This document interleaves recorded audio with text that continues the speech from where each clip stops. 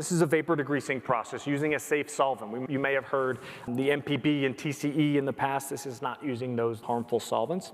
And these are standard compact machines. In the top left, you'll see a 3-foot by 3-foot machine, no mains, no drains, power and compressed air, and then the solvent. On the other side, you'll see a 5-foot by 3 machine. We also have some benchtop machines on the bottom left.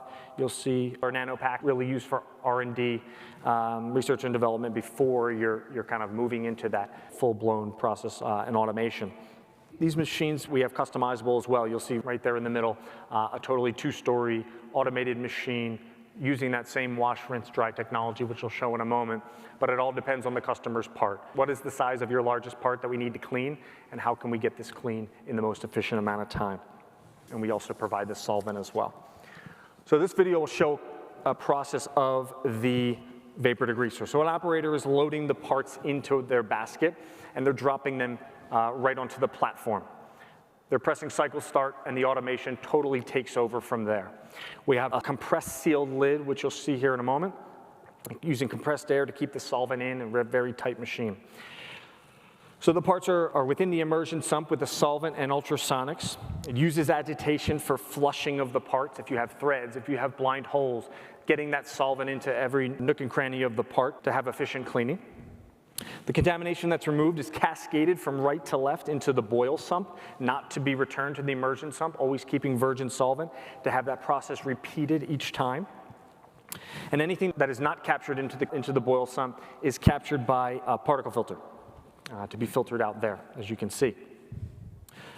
The parts are then raised into the vapor zone after the immersion cleaning, where they are using hot vapor that condenses onto the part and starts to rinse any of that excess solvent or any of that excess contamination that is left on the part there, as you see, that vapor rinsing.